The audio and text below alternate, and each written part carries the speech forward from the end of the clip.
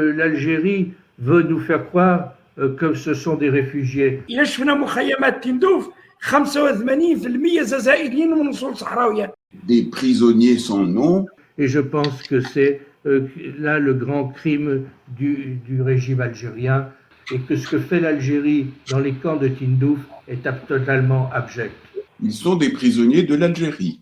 Vous savez que l'Algérie consacre plusieurs milliards de dollars par an à la propagande contre le Maroc. Des dirigeants algériens ont choisi l'organisation et le soutien tout azimut des mouvements séparatistes du Polisario. Bonsoir, chers tous. Merci d'avoir répondu à notre invitation. Vraiment, c'est le vendredi, c'est le début du week-end. C'est pas facile avec une semaine chargée, mais ce qui est sûr que les défenseurs des droits de l'homme et les journalistes n'ont pas de temps. Ils sont des chevaliers. C'est des gens qui ont pris une charge pour transmettre le message, un message de paix, un message de cohésion, un message de transparence. Nous avons parmi nous des personnes de renommée.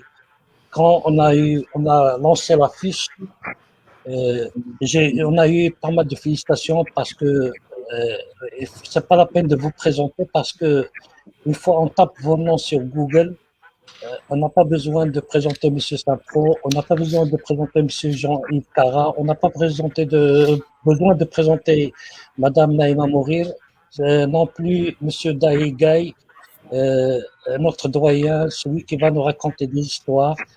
Donc, je passe la parole à mon confrère qui va prendre la relève. Merci. Madame, messieurs, merci d'être avec nous. Et on va commencer directement avec une question à Madame Naïma.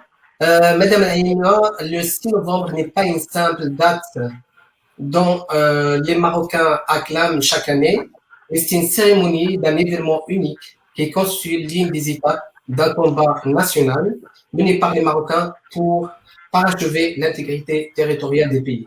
D'après vous, Madame Naïma, quel témoignage pouvez-vous nous donner sur le recouvrement du Maroc de ces terres? Rebonsoir à vous tous et merci beaucoup à vous tous aussi d'avoir accepté, participé et aussi organisé ce débat. C'est une émotion. Vous réveillez en moi des sentiments et un événement. Bonsoir à vous tous et merci beaucoup à vous.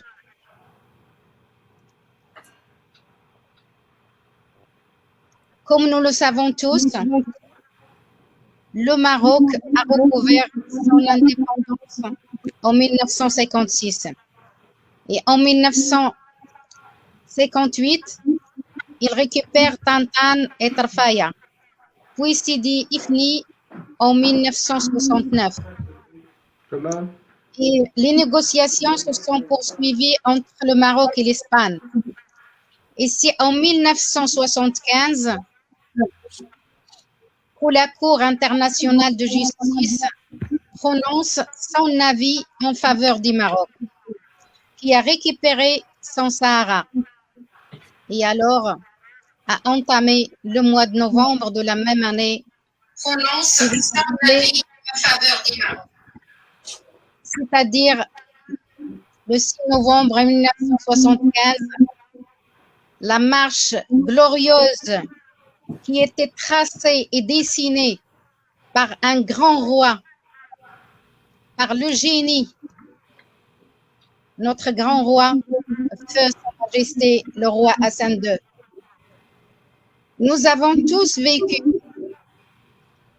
des moments inoubliables. Cette cérémonie est devenue une fête nationale qu'on fête chaque année avec nos frères et nos sœurs. N'oublions pas que l'appel de Sa Majesté avait mobilisé 350 000 Marocains, sans oublier les amis et les alliés du Maroc qui ont fait partie de cette marche verte glorieuse. Nous étions tous mobilisés pour aller à notre Sahara, mais nous étions trop jeunes à l'école. On a participé pour donner des bouteilles d'eau, des mouchoirs et on pleurait tous en embrassant les engagés pour la marche verte.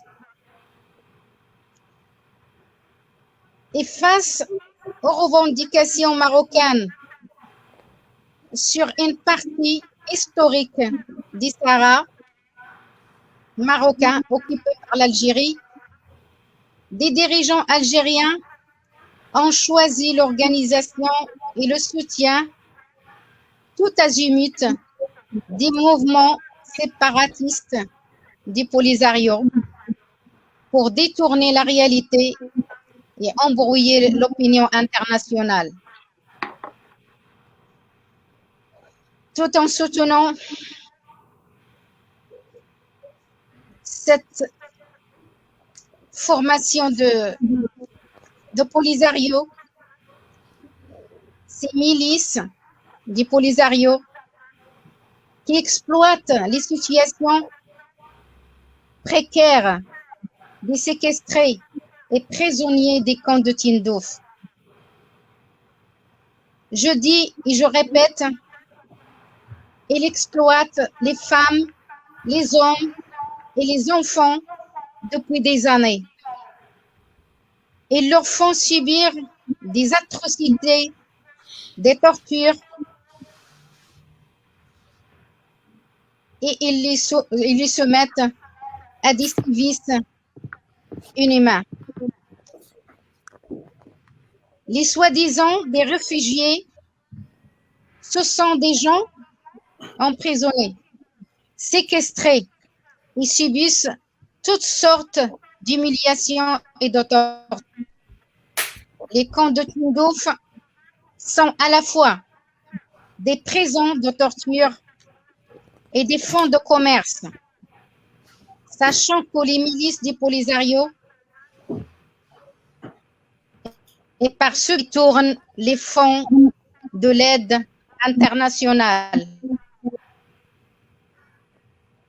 Enfin, et sans être trop longue, les camps de Tindouf, pour moi, est une tragédie et un crime contre l'humanité que je dénonce haut et fort en demandant aux organisations internationales et au HCR de faire leur travail pour libérer nos sœurs, nos frères sahraouis, marocains et tous les prisonniers dans ces camps.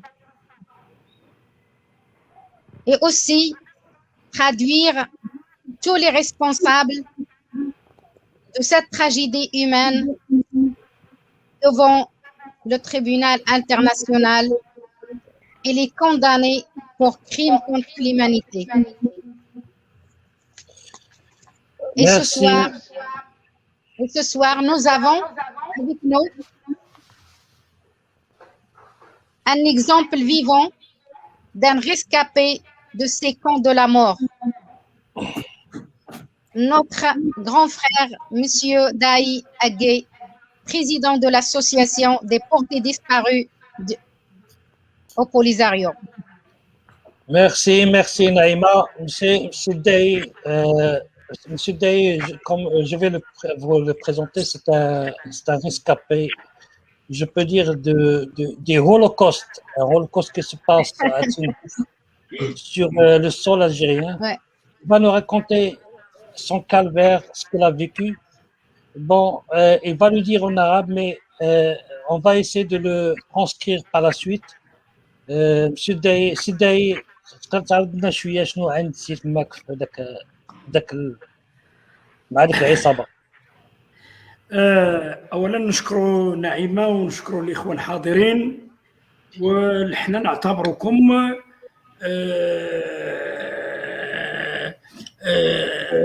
نعتبركم مهمين في تحميل رسالة ضحايا شجون جبهة البوليساريو للعالم وشرحها.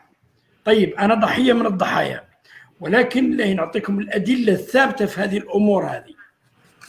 أولا هذه وسائل التعذيب اللي مارست جبهة البوليساريو على أولاد الصحراء، هذه وسائل التعذيب اللي مارست على أبناء موريتانيا،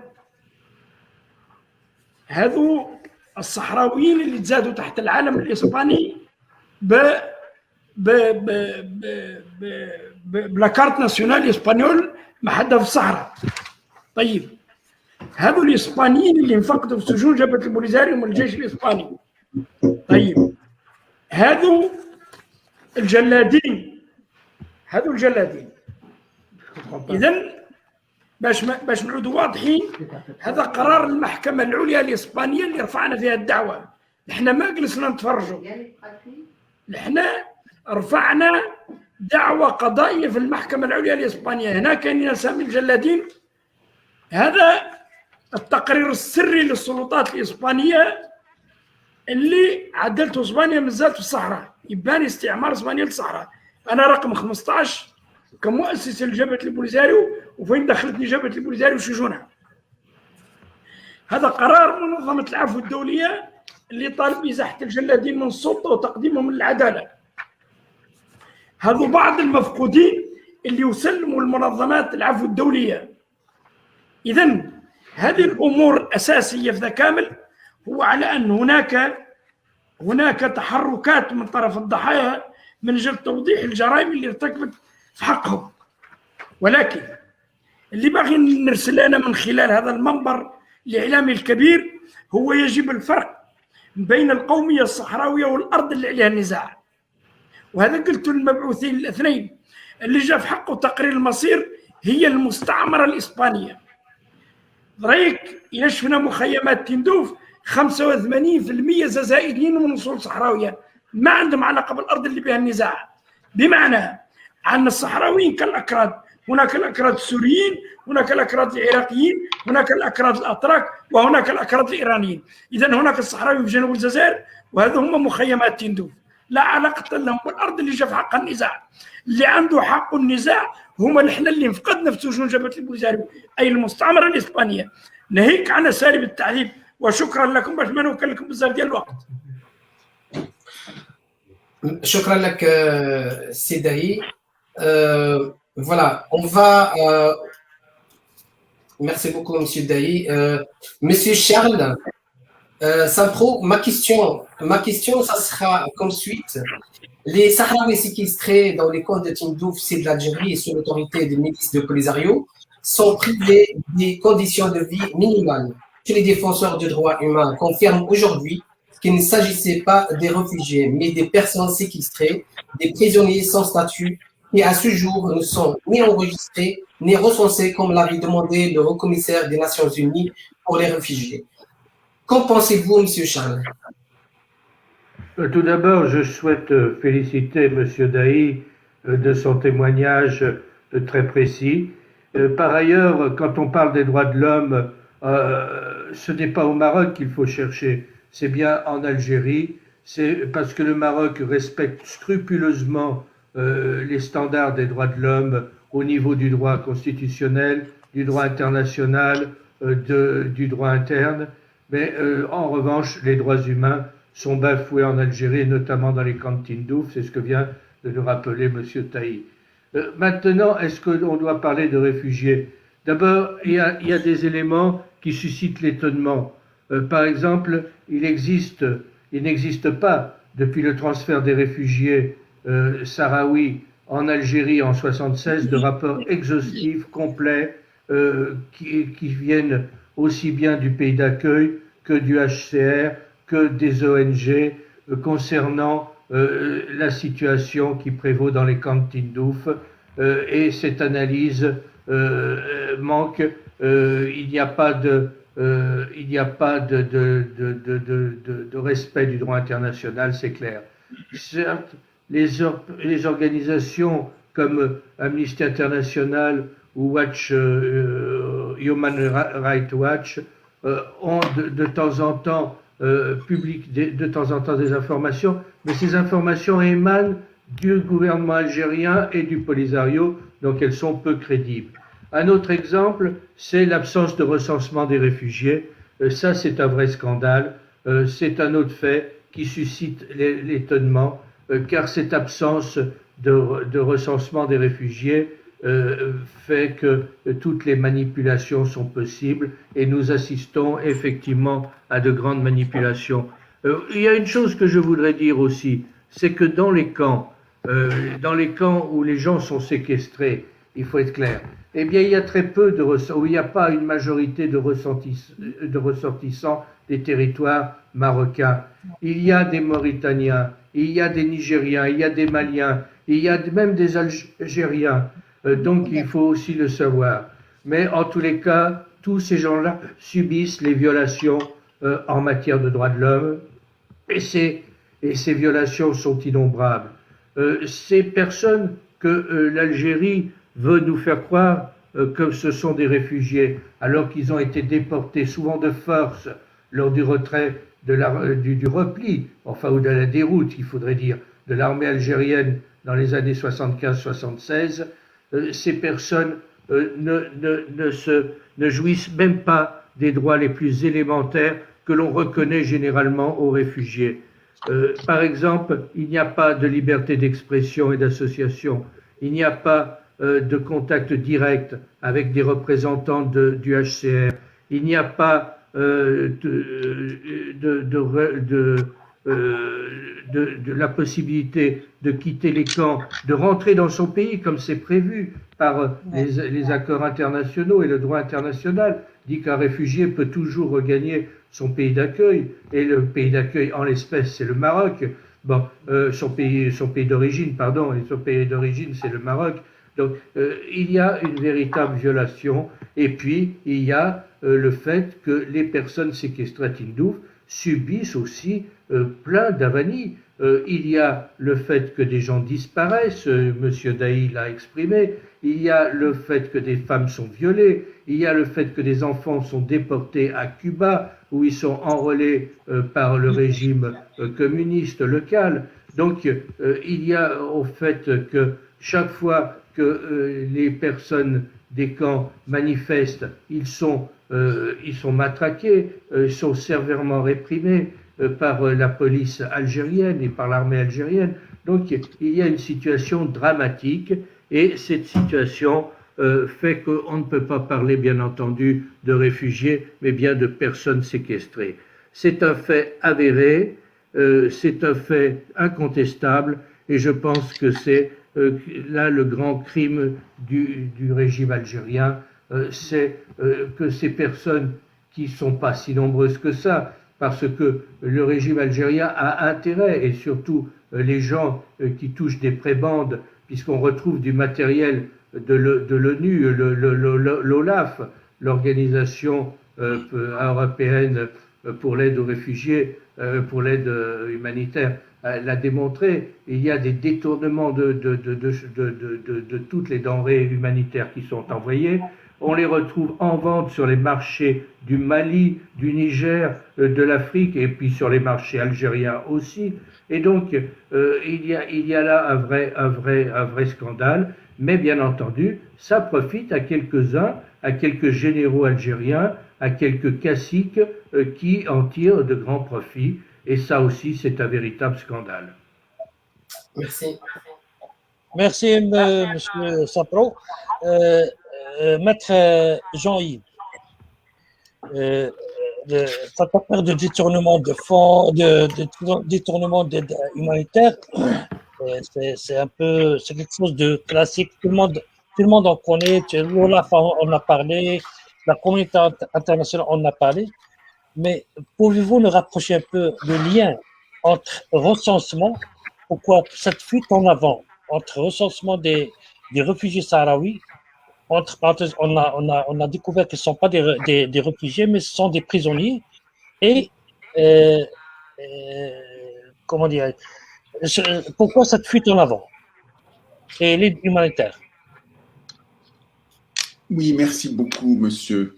J'ai été très comme Charles Saint-Pro, j'ai été très touché par le témoignage de M. Dahi Ghali et je trouve qu'il a fait preuve de beaucoup de courage de surmonter son émotion pour évoquer l'atroce condition dans lesquelles les réfugiés des camps de Tindouf vivent et qu'ils subissent depuis de nombreuses années.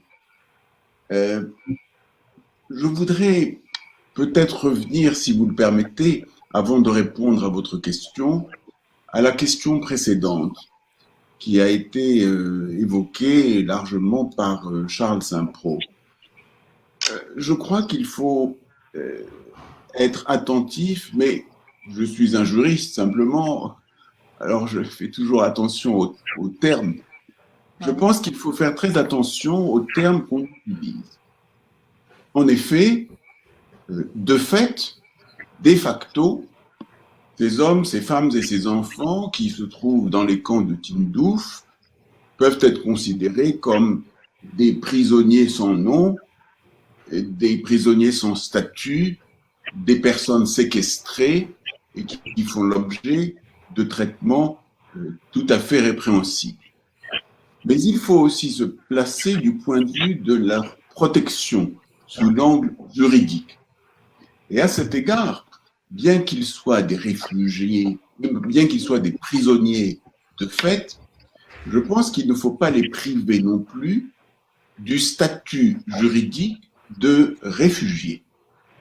Parce que ce statut juridique de réfugié donne une base juridique pour des actions qui pourraient être conduites dans l'ordre international ou éventuellement dans l'ordre interne. Nous sommes ici en présence d'un problème de droit. Si nous en faisons simplement des prisonniers, ils sont des prisonniers de l'Algérie. Et personne ne pourrait aller en Algérie et contester la manière dont ils sont traités. Après tout, il est très difficile qu'une autorité internationale ou étrangère se présente aux portes d'un État pour lui reprocher de traiter de telle ou telle manière des personnes prisonnières. Si on considère qu'ils sont, comme Charles Saint-Pro l'a rappelé, de nationalités diverses.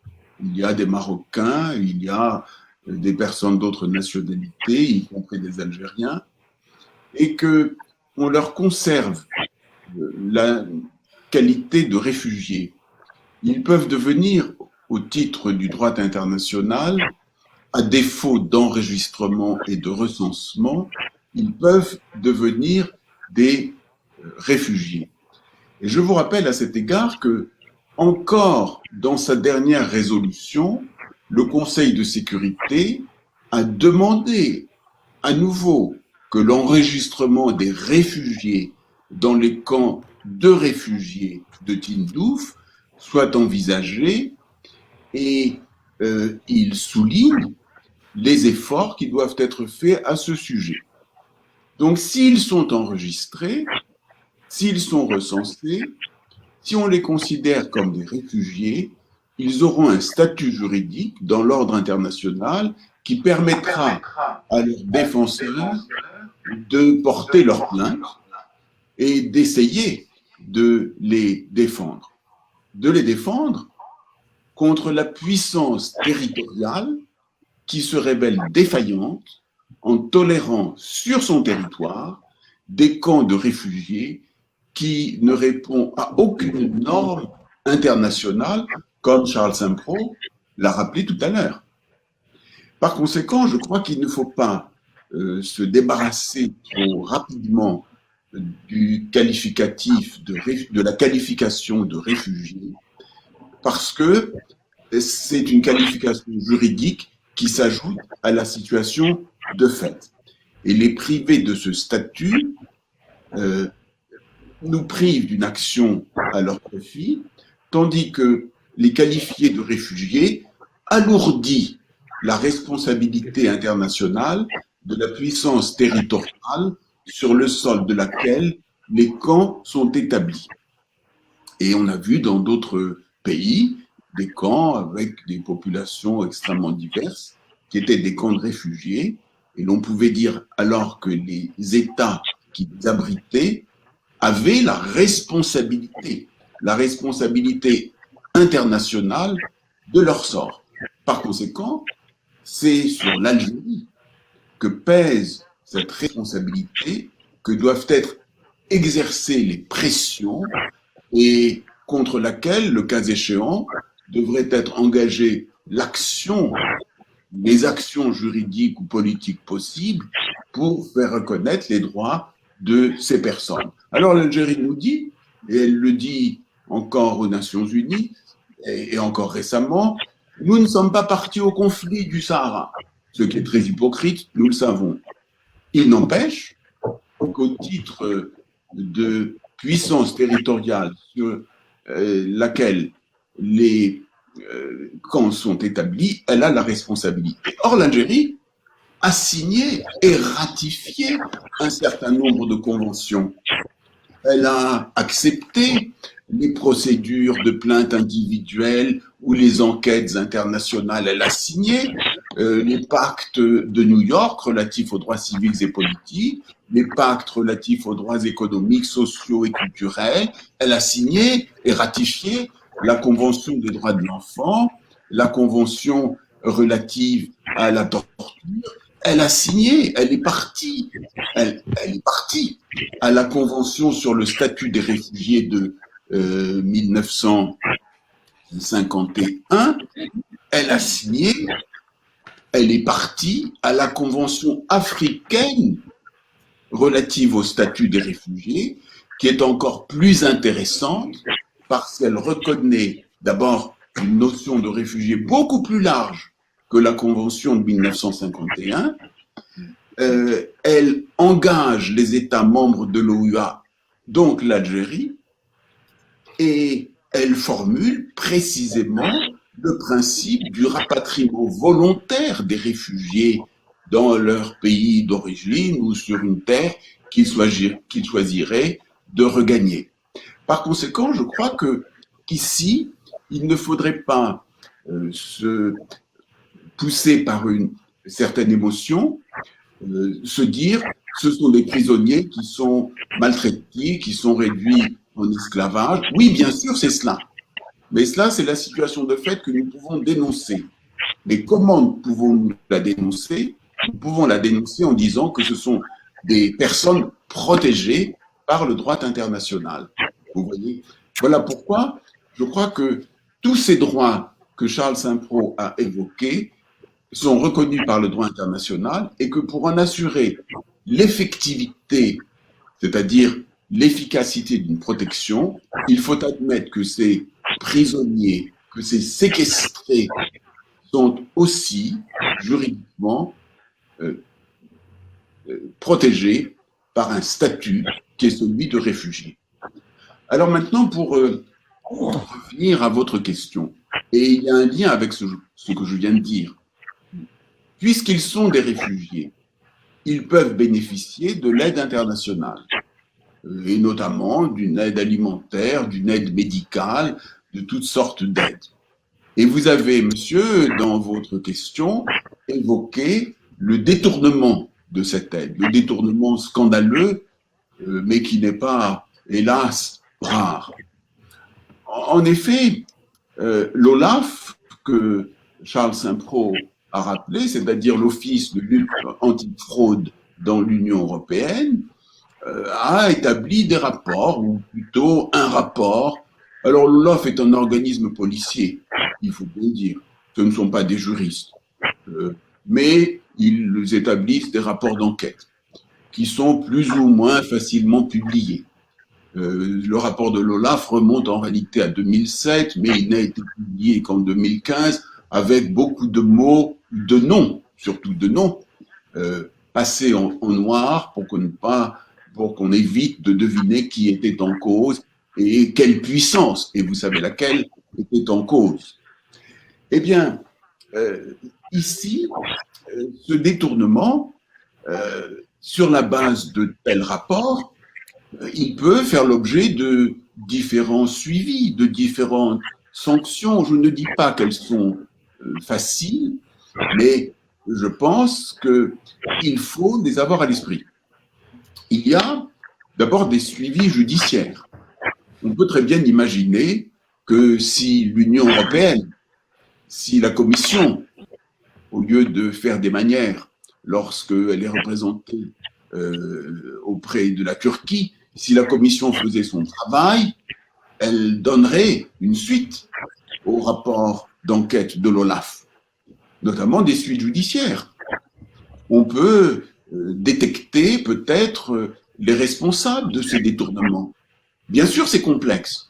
Bien sûr, la tâche est lente. Et si l'on a détecté des noms ou des puissances, il faut transmettre aux autorités judiciaires nationales, notamment européennes, les noms de ces personnes, voire de ces fonctionnaires qui ont pu contribuer à ces détournements. Ou bien, il faut les dénoncer et publiquement afin que ceux-ci puissent être poursuivis. Et plusieurs États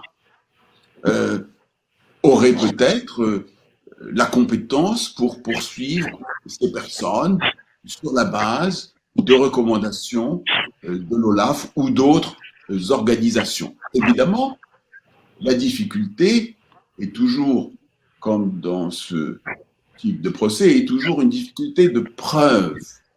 On ne peut pas accuser sans preuve. Il faut rapporter la preuve. Et le cas échéant, cela permet des poursuites. Et puis, il y a des poursuites disciplinaires qui peuvent être engagées dans le cadre des organisations ou autres. Il y a aussi un suivi financier, c'est-à-dire la possibilité de recouvrer auprès des auteurs du détournement un certain nombre de biens. Mais il y a incontestablement des filières de détournement à grande échelle. Tout le monde le sait, le rapport de l'OLAF l'explique.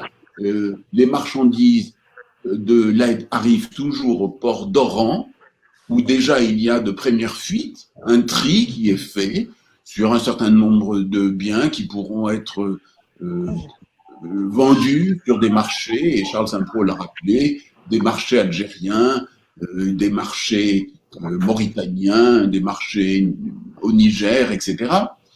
Donc, on sait que ça commence ici, et puis ensuite, il y a aussi, cela, moi je n'en ai pas la preuve, mais en tout cas cela apparaît dans le rapport de l'OLAF, de marchandises qui sont même vendues aux réfugiés, vendues dans les camps de Tindouf. Ouais. Parce que les pauvres réfugiés, quelquefois, ont un peu d'argent. Il y a par exemple des réfugiés qui bénéficient d'une petite pension que leur donne le gouvernement espagnol, ou de 3 sous. Eh bien, même cela, on va le leur voler. Parce qu'au lieu de leur distribuer les aliments, les médicaments, l'eau, etc., qui résultent de l'aide internationale, on la leur fait payer. Et s'ils ne payent pas, ils n'ont rien. Alors après, vous lisez dans les rapports du secrétaire général des Nations Unies des choses tout à fait alarmantes, tout à fait affolantes. Mais là encore, ces rapports, ils sont utilisables, ce sont autant de preuves de ces détournements. J'ai lu, j'ai feuilleté pour cette réunion les 4 derniers rapports du secrétaire général des Nations Unies. Eh bien, il mentionne tout cela. Il mentionne les détournements, il mentionne les besoins des réfugiés sahraouis vulnérables, il mentionne les indicateurs sanitaires, nutritionnels qui ont atteint des taux alarmants et l'approvisionnement en eau qui est très insuffisant. Il évoque le détournement de l'aide internationale et il évoque aussi la responsabilité de ceux qui gèrent les camps et qui sont les milices du Polisario. Donc nous avons, si vous voulez, dans les documents, dans les textes même, nous avons un certain nombre d'éléments, de preuves qui devraient permettre de conduire des actions.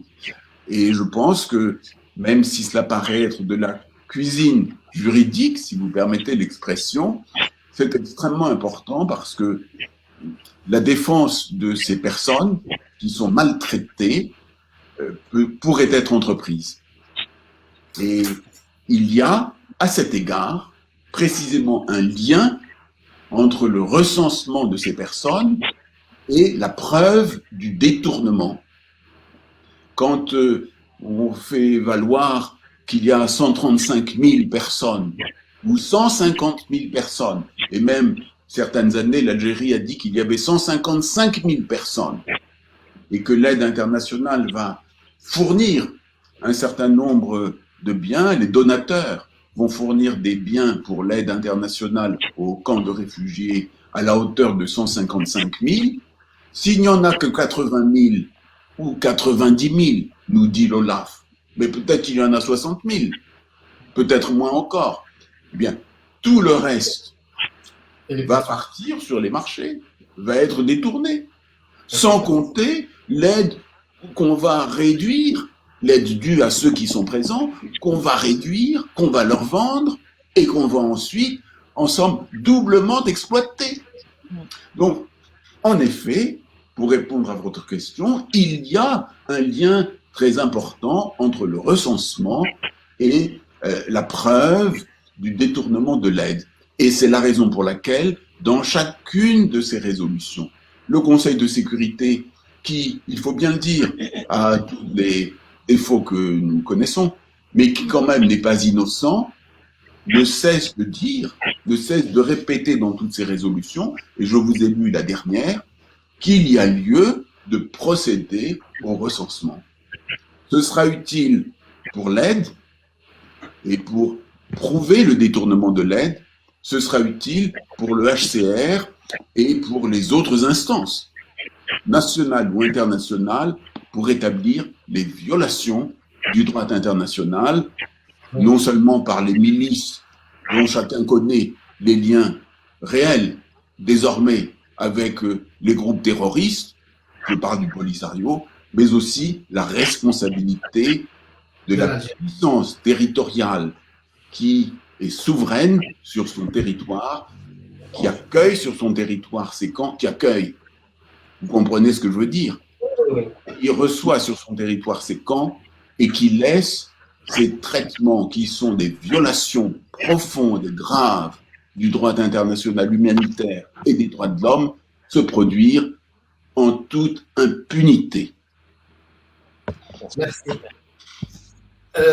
Voilà, merci beaucoup pour votre témoignage. La question, ça sera pour Monsieur Sapro. Je voudrais faire une petite remarque, s'il vous plaît. Oui, lorsque tous les chiffres que l'on donne, les auteurs les plus sérieux, disent que en 1976, lorsque l'armée algérienne s'est repliée, enfin a été défaite et s'est repliée, et qu'elle a créé ses camps, le Tindouf, il y avait 7000 réfugiés, 7000 personnes originaires des territoires marocains.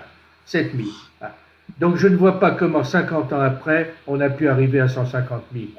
Et ça, c'est un premier point. Et puis le deuxième point, c'est que l'Algérie était, elle n'est plus, était un pays riche. Elle aurait pu intégrer ces gens facilement. Elle aurait pu leur donner des conditions de vie décentes. Or, ces gens ont servi comme otages et comme fiction à la politique algérienne de dire ils sont des réfugiés, ils sont des représentants du peuple sahraoui. Nous sommes en présence d'un grand crime fait par l'Algérie, il faut être clair. Alors maintenant, je suis tout à fait d'accord avec Jean-Yves Le Carra, puisque l'Algérie dit que ce sont des réfugiés, il faut qu'elle leur accorde le statut de réfugiés, c'est-à-dire qu'elle doit respecter les droits humains, le droit international, le droit qu'ont tous les réfugiés du monde à avoir des conditions de vie décentes. Or, l'Algérie ne le fait pas. Et il est clair que l'Algérie bafoue ses droits, viole ses droits humains à longueur de temps, mais ça, c'est un vrai problème. Et c'est aussi la question de la complicité de la communauté internationale, car je suis désolé, si la communauté internationale voulait mettre fin à cette parodie à cette Spalidonie, parce que il faut être clair, il y a le territoire concerné est un territoire marocain, il a toujours été marocain, la frontière naturelle du Maroc n'est pas est d'ailleurs beaucoup plus loin, et donc il y a vraiment un crime contre le Maroc, contre le peuple marocain, que ce soit de Darla jusqu'à Tanger, contre ce peuple marocain fait par l'Algérie qui soutient ce mouvement séparatiste.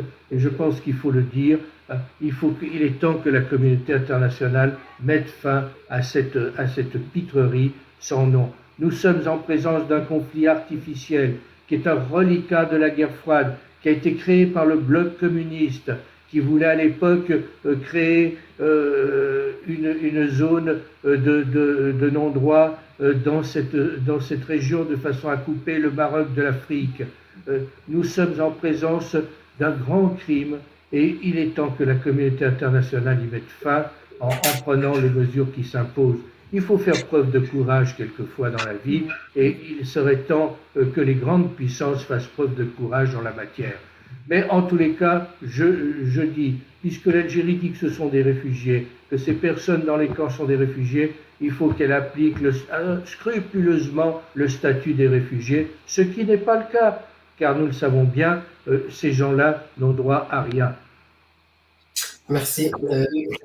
Mais voilà, d'après, à part le problème des détournements des fonds et aussi l'État qui vive les Polisario dans les camps de Tindouf, il y a un autre problème, c'est que le Polisario adopte toujours une idéologie de mouvement armé de l'époque de la guerre froide et continue d'endoctriner les enfants soldats pour éterniser leur captivité dans le camp de Tindouf.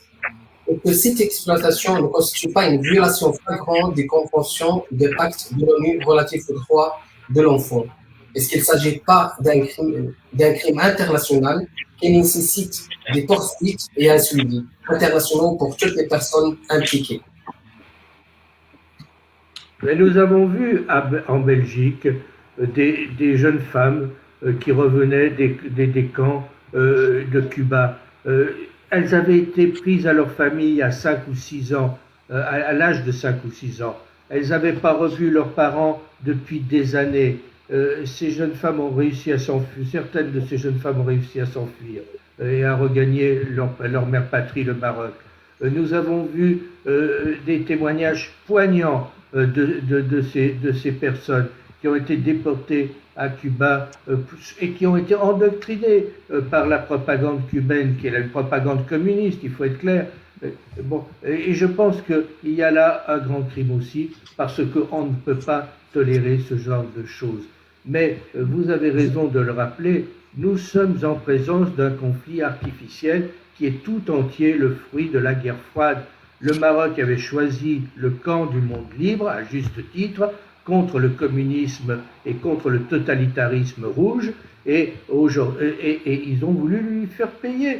Et l'Algérie, comme le lapin Duracell, est en train, alors que le bloc soviétique communiste s'est heureusement désagrégé, qu'il a disparu, il n'y a plus de pacte de Varsovie, il n'y a plus rien d'ailleurs, mais le régime algérien est un régime communiste, est un régime dictatorial totalitaire communiste et qui continue à faire de la propagande contre le Maroc et à agiter ces malheureux qui sont des otages, je le répète. Je pense que l'Algérie trouve des complices qui sont les mouvements gauchistes, les mouvements communistes de toutes sortes qui se sont trouvés privés de ressources parce que leur mère patrie, l'URSS, a disparu, et ils ont été très contents de trouver des ressources auprès de l'Algérie qui à l'époque était assez généreuse. Vous savez que l'Algérie consacre plusieurs milliards de dollars par an à la propagande contre le Maroc, à entretenir la fiction d'ambassades dans certains pays communistes, d'ambassades des séparatistes, etc. Et je pense que tout cela, il faut le savoir. Le Maroc n'est pas un pays très riche, il fait face, avec les moyens qu'il a, il a développé considérablement la situation des personnes qui sont dans les camps, dans les territoires marocains sahariens. Il y a un niveau d'éducation, il y a des dispensaires, il y a en matière de santé des infrastructures qui ont été créées grâce au Maroc. Aujourd'hui, le taux de réussite au baccalauréat marocain des gens des territoires marocains du Sud est pratiquement plus supérieur, et parfois supérieur à celui du reste du Maroc. Donc il y a eu des efforts considérables.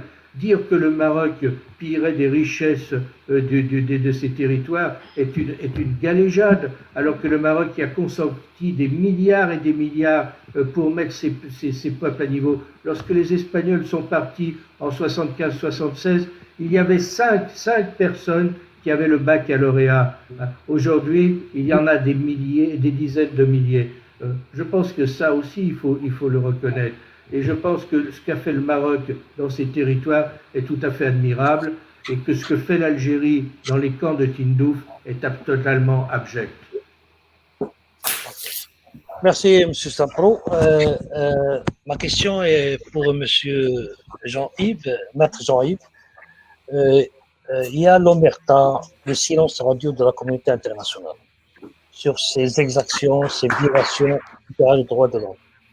Mais en parallèle, il y a ce qu'on appelle un peu, je vais parler un peu de la société civile marocaine. On a une société civile marocaine, et y compris la presse, sont de caractère endogène. Ça veut dire qu'ils ne s'intéressent pas à ce qui se passe à l'extérieur. Est-ce qu'il n'est pas temps de changer ce caractère de endogène et partir vers l'exogène? Par exemple, si on épaule M. Daï, par exemple, en tant que président de l'association des prisonniers du Polisario. Et si, par exemple, ce qu'on voit, par exemple, ce qui se passe dans les pays européens, tout déplacement d'un des milices, par exemple, dans un pays, un autre pays, on voit, par exemple, le déplacement de la société civile qui vont essayer de faire parler, faire entendre leur voix, et dénoncer dans le pays hôte, par exemple, que ce monsieur, c'est un recherché, par exemple, de la justice internationale, c'est un tortionnaire, etc. Et comment faire bouger, ça veut dire comment dirais-je, la responsabilité internationale face à ce drame. Merci. Écoutez, monsieur, c'est en effet une question pratique à laquelle il est très difficile de répondre. Mais je dirais qu'il y a deux voies. Mais moi, je ne suis pas un spécialiste, mais je vois deux biais. D'abord, nous vivons dans un monde totalement médiatisé, avec des réseaux, avec toutes sortes de moyens d'information. Il faut utiliser ces moyens d'information non seulement au Maroc, mais à l'échelon international. Il faut, évidemment en ce moment c'est un peu difficile, mais que les Marocains n'hésitent pas à aller dans des enceintes internationales, dans des instances internationales, sur des médias internationaux, de la presse, de la télévision, toutes sortes de moyens pour informer sur la réalité. Ils n'ont pas inventé, ils peuvent trouver dans les documents officiels des éléments qui restent, sur lesquels on reste silencieux. Regardez par exemple, je reviens au rapport, on critique toujours l'ONU, et moi le premier, mais je reviens au rapport du secrétaire général des Nations Unies. Il dit lui-même, en 2018, il rappelle les observations du Comité des droits de l'homme relatif à l'Algérie, juillet 2018, examinant le respect du pacte international relatif aux droits civils et politiques, et fait part de ses préoccupations concernant la dévolution de facto de ses pouvoirs, notamment juridictionnels, au Front Polisario dans les camps de Tindouf, et des informations selon lesquelles les victimes des violations du pacte dans les camps de Tindouf ne disposent pas, de ce fait, d'un recours utile devant les tribunaux. Mais écoutez, c'est un vrai scandale. On ne le voit pas dans la presse. L'Algérie délègue à un mouvement quasi-terroriste des pouvoirs qui sont des pouvoirs d'autorité, des pouvoirs régaliens de l'État, des pouvoirs de juger. Voilà. Ça, il faut le faire savoir. Et dans d'autres rapports, et regardez-les, 2019, c'est la même chose. On voit comment le Polisario se comporte à l'égard des petits groupes de civils sahraouis. 2020, c'est la même chose, où le Haut Commissariat pour les réfugiés crie à l'alerte relative aux besoins humanitaires, aux besoins des réfugiés sahraouis, y compris en liaison avec le Covid. Donc vous voyez, il y a ici des éléments d'information qu'on n'a pas besoin d'inventer, qui sont dans les documents. Il faut faire savoir, il faut faire connaître cette situation désastreuse et je dirais scandaleuse et dénoncer ceux qui en sont les responsables, eh bien, l'Algérie en particulier. Ça, ce sont des moyens, c'est la première voie. C'est le monde moderne, le faire savoir, le faire savoir. Tout à fait. Et puis, il y a le savoir-faire, c'est-à-dire voir ce que, sur le plan juridique, procédural, on peut faire. Alors, évidemment, ça n'est pas facile. Je ne dis pas que ce soit facile parce que nous sommes dans l'ordre international et que dans cet ordre international, il est difficile de poursuivre un État. D'autant plus que l'Algérie n'est pas partie, elle a signé, mais elle n'est pas partie au statut de Rome, et on ne pourrait pas poursuivre des responsables algériennes devant une juridiction internationale quelconque, dont d'ailleurs l'efficacité est relative. Mais on peut imaginer des actions de personnes qui sont victimes de ces agissements et qui un jour, libérées, peuvent aller en Espagne ou dans d'autres pays dans lesquels, le cas échéant, si les circonstances, si le droit le permet, peuvent introduire des actions devant les juridictions nationales, notamment dans les États qui reconnaissent ce qu'on appelle la compétence universelle, pour dénoncer les dignitaires responsables, pour dénoncer les criminels, et peuvent établir éventuellement un lien de rattachement avec ces juridictions. Tout cela, c'est de la technique, je ne vais pas entrer dans le détail, mais je pense qu'il faut une volonté à la base, qu'il ne suffit pas de se proclamer victime, et nous sommes, nous, par solidarité simplement, mais nous sommes les représentants des victimes, de ceux qui souffrent, de ceux qui sont harcelés, affamés, traités, réduits en esclavage, maltraités par des gens qui sont des criminels.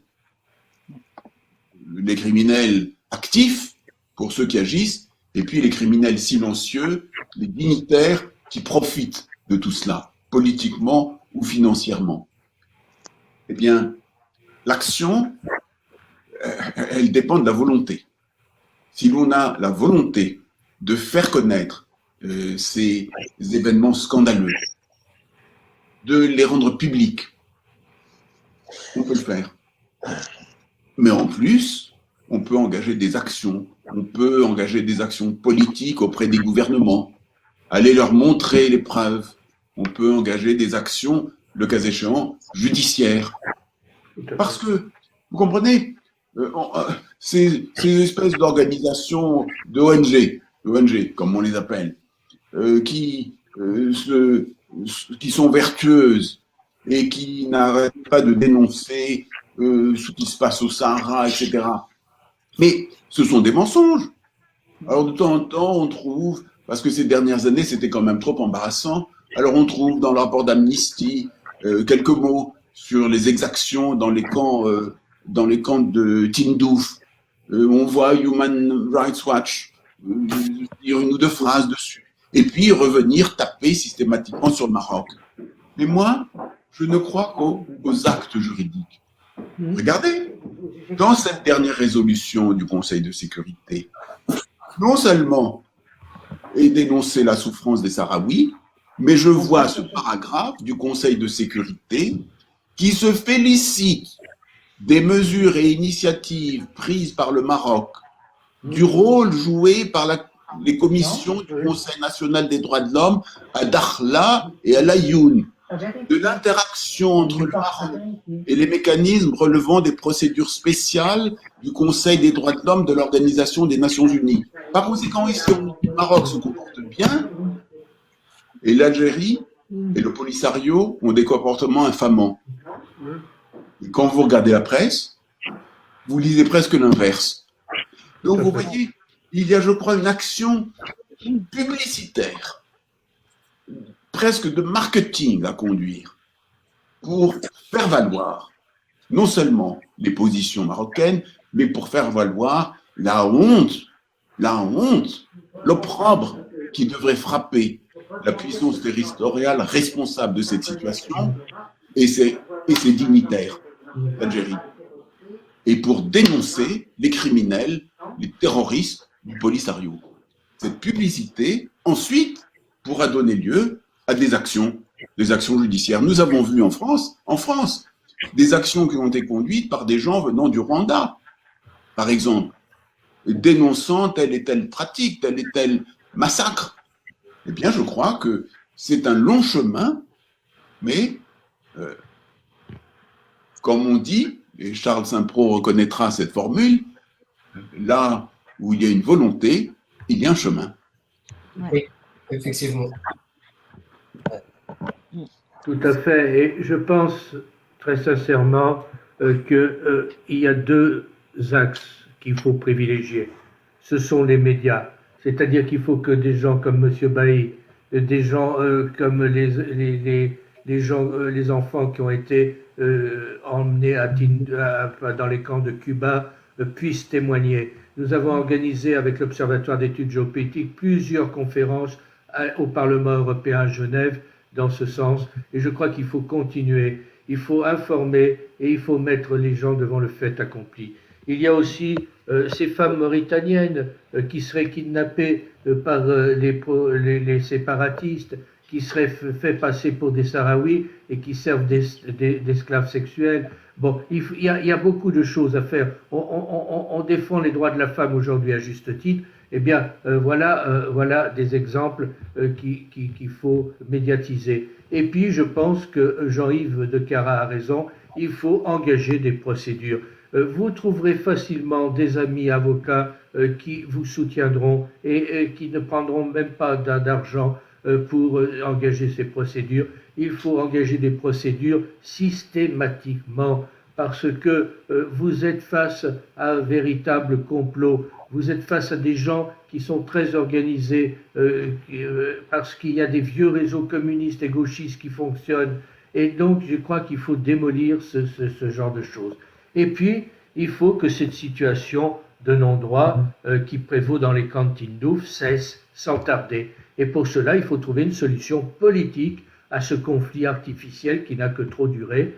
Cette solution, elle existe. Elle existe, c'est le plan marocain de paix. Il y a un plan marocain de paix qui est sur la table depuis des années. Personne, en tous les cas, certaines grandes puissances ne l'ignorent. Mais il faut réactiver ce plan marocain, il faut le faire adopter par la communauté internationale de façon à ce que ce plan marocain conduise à une situation de stabilité et de paix et que l'on mette fin à ce conflit artificiel qui n'a que trop duré. Merci, M. Saint-Pro, merci, M. Jean-Yves. Merci d'être la voix de ceux qui n'ont pas de voix, la voix de M. Daï. Il y a une doléance de M. Daï qui veut, ça veut dire les documents qu'il nous a montrés, qui va vous les transmettre pour être un messager, de notre part en tant que journaliste et votre part en tant que défenseur des droits de l'homme, Et merci pour cette conférence. Vraiment, on a beaucoup appris avec vous. Et merci pour tous les participants. Et je vous souhaite un très bon week-end. Et rendez-vous une autre fois, Inch'Allah.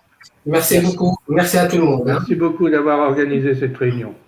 Merci à vous. Merci, madame. Et je salue le drapeau marocain qui est derrière vous.